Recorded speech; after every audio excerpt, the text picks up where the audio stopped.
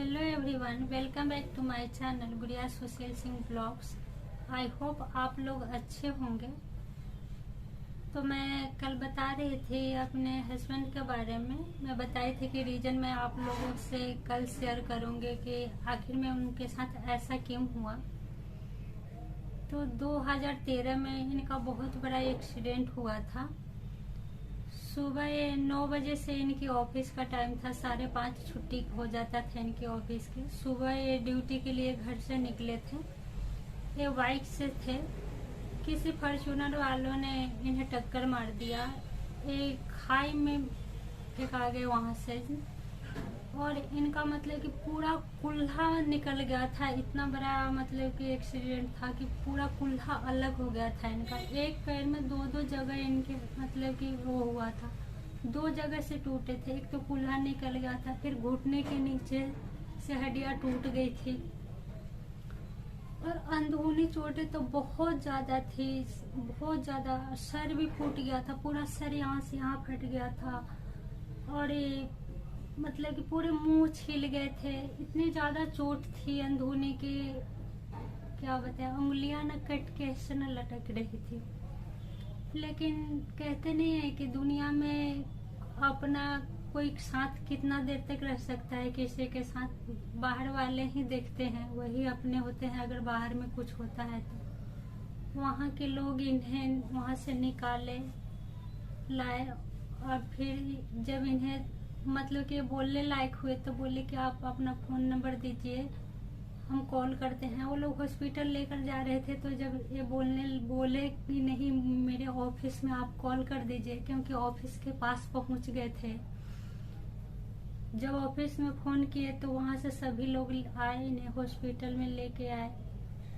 इन्हें यहाँ एडमिट कराकर मतलब कि सब कुछ सही हो गया। इतना ज्यादा ब्लड निकला था इनका कि बहुत ज्यादा,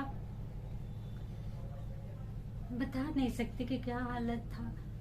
फिर लेकिन उन लोगों ने मुझे बताया नहीं, कॉल नहीं किया। उसके बाद सब उन्होंने यही सोच रहे थे, उन्होंने मुझे बताया कि हम सोच रहे थे कि सब कुछ सही हो जाए, फिर मैं आपको बताऊंगा कि ऐसे हालात में आप इनको देख नहीं पाएंगी। फिर उन्होंने मुझे कॉल नहीं किया, उन्होंने हमारे मकान मालिक को फोन किया कि सुशील जी को ऐसे ऐसे हो गया है, से आप मतलब कि उनकी वाइफ को ये सारी बातें शेयर मत करना, आप उनको लेकर हॉस्पिटल आ जाइए। फिर हमारी जो मकान मालिकिन थी आंटी, उन्होंने मुझे बुलाया, क्योंकि अंश छोटा ही था, मैं इसे लेकर सुला रही थी। उन्होंने मुझे बुलाया और बोला कि गुड़िया से क्या कर रही है। इसको सुला रही हूँ आंटी। तो एक काम कर बेटा, से मेरे साथ हॉस्पिटल चलो। मैं बोली आंटी हॉस्पिटल क्यों चलो, क्या हो गया। तो बोली कि बेटा सुशील को ना थोड़ा सा चोट लग गई है, उन्हें हॉस्पिटल में लेके आए हैं कंपनी वाले। मुझे लगा कि थोड़ा सा चोट और हॉस्पिटल में लेकर आए हैं, ऐसा तो हो ही नहीं सकता, क्योंकि उन्हें ना मतलब कि फीवर तो कभी होता ही नहीं था। इन मतलब कि मेरी लाइफ 14 साल 10 महीने की थी, कभी मैंने ऐसा देखा ही नहीं कि उन्हें कभी फीवर हुआ हो।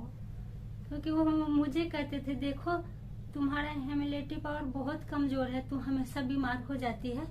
मुझे देखो कि मैं कितना अच्छा हूँ, मैं कभी बीमार ही नहीं होता, और थोड़ी बहुत चोट से कोई हॉस्पिटल में थोड़ी आ जाएगा। फिर मतलब कि आप समझ सकते हैं, ऐसा सुनने के बाद हमारे दिमाग में बहुत सारी बातें आने लगी कि ऐसा क्या हुआ। मैं इनके साथ आंटी के साथ मैं भागने लगी हॉस्पिटल के। फिर आंटी बोली कि नहीं मेरे साथ चलो बेटा, अकेले मत जाओ। फिर अंश को उनके लड़की के पास छोड़ दिए, और फिर मैं हॉस्पिटल गई। तो उनके सारे दोस्त, ऑफिस के लोग सारे बाहर खड़े थे। उन लोगों ने मुझे बोला कि आप ना परेशान मत हो, ठीक हो जाएंगे वो। उनके सामने जाकर आप रोना मत बिल्कुल। और मैं बहुत रो रही थी, लेकिन मैं अपने आंसू पोंछे। जब मैं आईसीयू रूम में गई तो ये मुझे देखकर ने इनके आंख से आंसू निकलने लगे।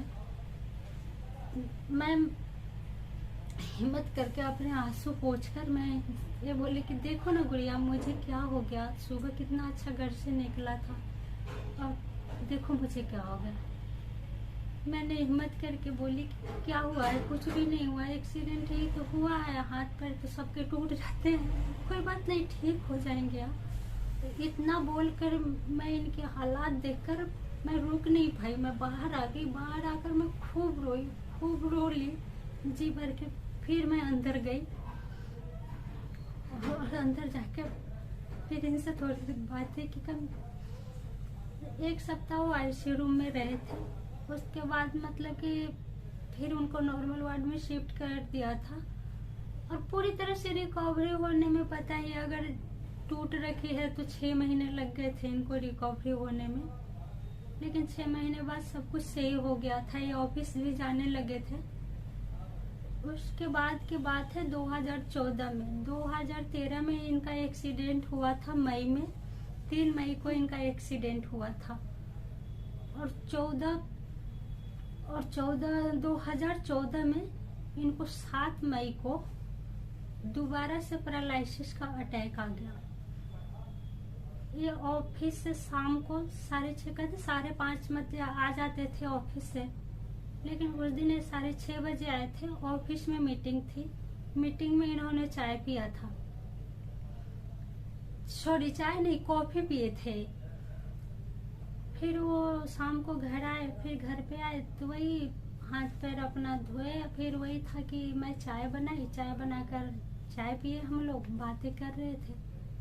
फिर मैं सब्जी बनाने के लिए किचन में चली गई। ये अपने दोस्तों से बातें करने लग गए और ये ऑफिस से जैसे ही आते थे अंश इनके साथ मतलब कि खेलने लगता था। ऐसे भी ये पापा के ज्यादा क्लोज था, मेरे क्लोज बहुत कम था, ये पापा से ज्यादा क्लोज था ये।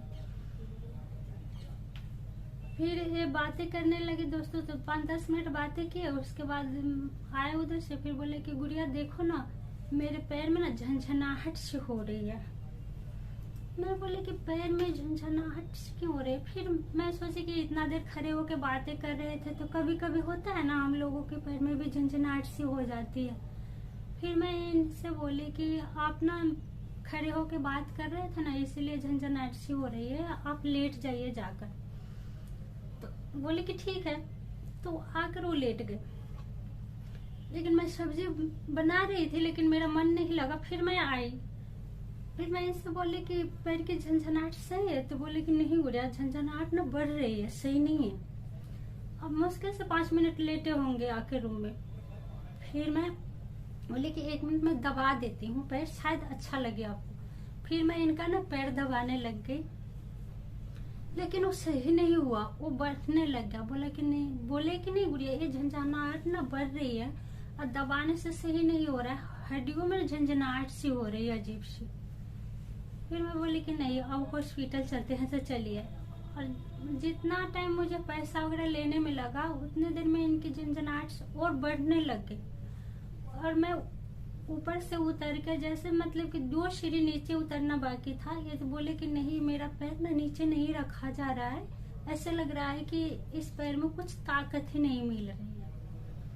फिर मैं एक तरफ से इनको सहारा दी और नीचे उतरी। तब आंटी बोली कि क्या हुआ बेटा सुशील, क्या हो गया तुझे, क्योंकि उन लोगों को भी ऐसे होने के बाद ना डर लगा रहता था कि क्या हो गया, बीमार तो नहीं हो गया।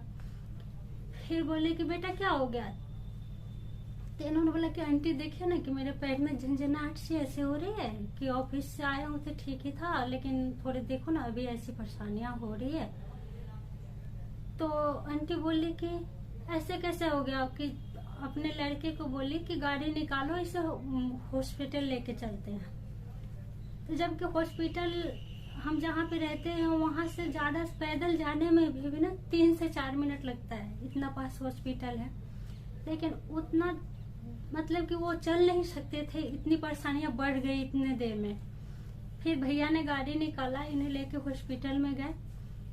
रात के 8:30-9 बज रहे थे उस टाइम में। जब हम हॉस्पिटल में गए तो वहाँ पे कोई सीनियर डॉक्टर नहीं था, उस टाइम में जूनियर डॉक्टर थे। फिर उन्होंने इनका बीपी चेक किया तो बीपी इनका 280 था, बीपी बहुत ज्यादा बढ़ गया था इनका। बीपी बढ़ जाने की वजह से इनको ऐसी अटैक आई थी। फिर उन्होंने मतलब कि बीपी लो करने का दवाई दिया, फिर इन्हें एडमिट कर लिया और मतलब कि नॉर्मल हो गया। 1 घंटे के बाद में जैसे जैसे इनकी बीपी डाउन हुई नॉर्मल होने लग गया।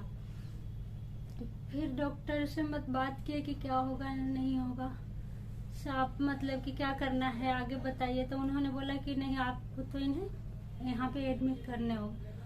उस समय उन्होंने मतलब कि 15 दिन लगाए थे, 15 दिन आईसीयू में इनको रखे। इतनी परेशानियां बढ़ गई थी कि 15 दिन रखे थे आईसीयू में।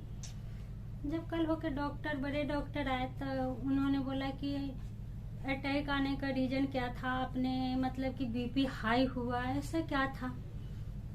तो इन्होंने बताया कि ऑफिस में हम कॉफी पिए थे, तो बोले कि आपका बीपी हाई रहता है क्या। तो बोले कि नहीं, बीपी तो हाई मेरा नहीं, सच में इनका बीपी कभी हाई रहता ही नहीं था। बीपी नॉर्मल था, लो हो जाता था लेकिन हाई कभी होता ही नहीं था। एक्सीडेंट हुआ था, उस समय गिरे थे, चोट लगी थी, उस टाइम में इनका बीपी हाई हुआ था, नहीं तो बीपी इनका नॉर्मल रहता था हमेशा। फिर उसके बाद उन्होंने MRI और मतलब कि CT स्कैन वगैरह लिख दिया। बोले कि आखिर में ऐसा क्यों हुआ है, इस टेस्ट के बाद ही पता चलेगा। तो उन्होंने क्या किया कि टेस्ट जब इनका हुआ तो उसमें रीजन आया कि इनके सर में ना यहाँ पे क्लॉटिंग थी, सर में क्लॉटिंग थी, इनके खून के थक्के ना जम गए थे सर में, जिसके वजह से इन्हें पैरालिसिस का अटैक आया था। लेकिन ये सारे रीजन इसलिए आया क्योंकि जब इनका एक्सीडेंट हुआ था, जब सर में चोट लगी थी, तो उन्होंने ना CT स्कैन किया नहीं था। उन्होंने बोला कि जब एक्सीडेंट होता है या तो उल्टियाँ आती है, पेशेंट पूरी तरह से बेहोश रहता है, उनको होश नहीं आती, या खून की उल्टी वगैरह आ जाती है, ऐसे सिचुएशन में होता है कि सर में बहुत अंदरूनी चोट है। तो ऐसे रीजन इनके साथ कुछ नहीं हुआ तो CT स्कैन करने की जरूरत नहीं है। हम लोग भी तो इंसान है ना, डॉक्टर के बात पर ही भरोसा करेंगे, क्योंकि हमें क्या पता है कि अगर हमें इतना पता होता तो हम डॉक्टर के पास जाते ही नहीं, डॉक्टर के बात पर ही विश्वास करेंगे। तो फिर उन्होंने बोला कि CT स्कैन करने की जरूरत नहीं है। लेकिन जब एक्सीडेंट हुआ था तभी इनके सर में मतलब कि जो चोट लगी थी, लेकिन उस समय CT स्कैन शायद करते तो रीजन पता चल जाता, तो शायद आज हमारे साथ जो हुआ है शायद नहीं होता। वो मतलब कि चोट लगने से, क्लॉटिंग की वजह से इनको मतलब कि पैरालिसिस का अटैक आया। जब 1 साल बाद ये अटैक आया तो फिर डॉक्टर को हमने बताया था, बोले कि सर में क्लॉटिंग कैसे हुई, ये सारी बातें फिर उन्होंने पूछा तो इन्होंने ही बताया कि सर ऐसे ऐसे बात है, 1 साल पहले एक्सीडेंट हुआ था इसी हॉस्पिटल में, डॉक्टर धीरज दीवान थे, उनसे मेरा मतलब कि इलाज हुआ था, मैं एडमिट थे यहाँ पे। तो उन्होंने बोला सो सॉरी, उन्होंने तो ये बहुत बड़ी गलती की थी, ऐसा नहीं करना चाहिए था। फिर मतलब कि वही उन्होंने क्या किया, उसके बाद पैरालिसिस का जब अटैक हुआ तो उन्होंने बहुत सारी मतलब कि दवाइयाँ तो उस समय दी, 1-2 महीना लगा था इनको, लेकिन 1-2 महीने के बाद ये नॉर्मल हो गए, सही हो गए, मतलब कि खर्च तो हुआ सब कुछ लेकिन सही हो गए। जो मैं उम्मीद हार चुकी थी कि अभी एक्सीडेंट हुआ था फिर अटैक आ गया, पता नहीं क्या होगा, लेकिन शायद ऊपर वाले के उस समय वो था कि इनको बचाना था, हमारी खुशियाँ सलामत रखनी थी, वो सही हो गए। बिल्कुल 2 महीना लगा था इनको रिकवरी होने में और बहुत अच्छे हो गए, सही हो गए। फिर 2 महीना बाद इन्होंने ऑफिस ज्वाइन कर लिया, लेकिन उनका ये था कि हर महीने मतलब कि टेस्ट होता था और उन्होंने, डॉक्टर ने बताया कि आपको लाइफ टाइम दवाई खानी पड़ेगी पैरालिसिस का। एक तो मतलब कि सिर में वो खून के थक्के जमे हैं उसको पतला होने के लिए, और कुछ दवाई पैरालिसिस का था, तो उन्होंने ये बताया कि ये आपको परमानेंट खानी पड़ेगी दवाई। तो वो दवाई ने ये परमानेंट खाते, 3-4 गोली थी कि रोज इनका मतलब कि सुबह शाम का था, और ये दवाई आज 7 साल से वो खा रहे थे। वो दवाई मतलब कि वो खा रहे थे, बीच में मतलब कि कुछ लोगों ने बोला भी कि आपको मतलब कि ये अंग्रेजी दवाई है, और लाइफ टाइम अंग्रेजी दवाई खाना सेहत के लिए सही नहीं है। आप कोई आयुर्वेदिक डॉक्टर से दिखा लीजिए, सही हो जाएगा। लेकिन ये आयुर्वेदिक चीजों पर ज्यादा बिलीव नहीं करते थे। इन्होंने बोला कि नहीं यार, क्यों पंगे लेना, अभी तो चल रहा है ना, सब कुछ सही है। और सही था। बीच में ऐसा मतलब कि 7 सालों में कोई ऐसी परेशानी नहीं आई, कुछ ऐसा नहीं हुआ। लेकिन एक बैग वही फरवरी में इन्हें पीलिया हुआ, और वो पीलिया ऐसा बुरा हुआ कि संभल नहीं पाए। और ये सारे रीजन ये हुआ, ये दवाई का साइड इफेक्ट बहुत ज्यादा हो गया उन्हें। जो ये 7 साल 8 साल से दवाई खा रहे थे, इसका इतना ज्यादा मतलब कि लीवर को इतना हानि पहुंचाया वो दवाई, कि पीलिया जब होने के बाद कोई दवाई असर नहीं कर रहा था। डॉक्टर को जब बालाजी में ये बताया कि ऐसे रीजन हुआ, तो बोले कि ये दवाई का साइड इफेक्ट बहुत खराब होता है लीवर के लिए, कि ये बहुत ज्यादा लीवर को नुकसान पहुंचा रखा है, उसकी वजह से रीजन से पीलिया हुआ है। क्योंकि दवाई जो भी हम कर रहे हैं, इतना महंगा एंटीबायोटिक चल रहा था। एक दिन में 35,000 का एक एंटीबायोटिक इनको लगता था, और वो 3 से 4 घंटा लगता था एंटीबायोटिक। मतलब कि बहुत स्लो मतलब कि वो चढ़ाते थे। सब काम नहीं कर रहा है, दवा से बहुत ज्यादा असर कर गया है। दवाई से इतना लंबा दवाई डॉक्टर को चलाना नहीं चाहिए था इनको। 8 साल से दवा खाना बहुत बड़ी बात होती है। ये तो शरीर को पूरी तरह से नुकसान करता है ये दवा।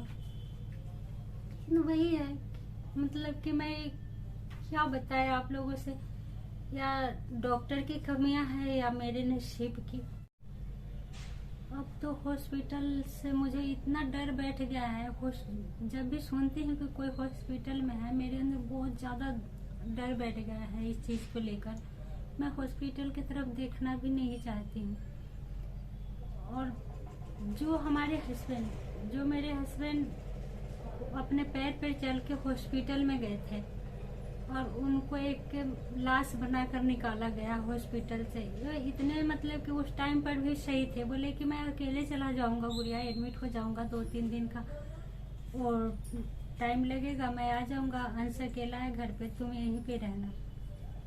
जो भी सुना ऐसे होने का, बोला कि ऐसे कैसे हो गए थे, सही थे, बोल रहे थे, चल रहे थे, ऐसे कैसे हो गया। तो अब सच कहूँ तो मुझे डॉक्टर पर बिल्कुल भरोसा नहीं है। बड़े बड़े हॉस्पिटल ये सिर्फ बिल बनाने को है, 5 लाख 6 लाख 7 लाख बिल बनाकर फाड़ के दे देंगे। उनके जेब से तो कुछ जाता नहीं है। पहले एक टेस्ट कुछ और करते हैं, फिर उसके हिसाब से दवाई चलाते हैं। फिर इनको लगता है कि ये टेस्ट सही नहीं था, फिर वो दूसरा टेस्ट करते हैं। लेकिन उन्होंने वो गलत टेस्ट करके क्या दवाई चलाई, उसका साइड इफेक्ट पेशेंट पे क्या पड़ा, उनको क्या लेना देना। क्योंकि उनकी माँ बहन थोड़ी है, उनके पति थोड़ी है, या उनकी पत्नी थोड़ी है जो उनको असर पड़ेगा ये सब चीजों से। तो सच बताऊं, मुझे बिल्कुल विश्वास नहीं अब हॉस्पिटल वालों पे, कि बड़े बड़े हॉस्पिटल में तो ऐसे ही करते हैं, सिर्फ लूटने को है, और जिंदा आदमी को मतलब कि ये लाश बनाकर निकालते हैं। मैंने बड़े बड़े हॉस्पिटलों से तो और ज्यादा मेरा विश्वास उठ गया है। विश्वास मैं अपने पति के साथ ही देखी हूँ कि जो इंसान इतने अच्छे से गए हॉस्पिटल में, हंसते हुए बातें किए कि हाँ सर ऐसे परेशानी है, 2 दिन में और जाए, उस इंसान को 1 सप्ताह 8 दिन के अंदर उस इंसान के साथ ऐसे हुआ, और एक लाश बनाकर उनको निकाला गया। तो क्या कहूँ मैं, मुझे सच कहूँ तो बहुत अब एक डर बैठ जाता है ना, वो डर ही कहूँगी कि मुझे डॉक्टर और हॉस्पिटल के नाम सुनते ही ना बहुत डर लगने लग जाता है। भगवान ना करे कि कभी किसी को ऐसा दिन दिखाना पड़े और हॉस्पिटल के चक्कर काटने पड़े।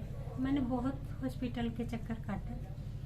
पहले पैरालिसिस एक्सीडेंट हुआ, फिर पैरालिसिस का अटैक आ गया, उसके बाद जॉन्डिस हुआ। और पता नहीं ऐसा क्यों हुआ, इतने मतलब कि ये सब कभी जिस इंसान को फीवर नहीं हुआ, सर्दी खांसी नहीं हुआ, उस इंसान के साथ अगर जो भी हुआ ये बड़ा बड़ा मतलब कि एक जानलेवा हमला ही ऐसा हुआ कि आखिर में इनको लेकर ही चला गया।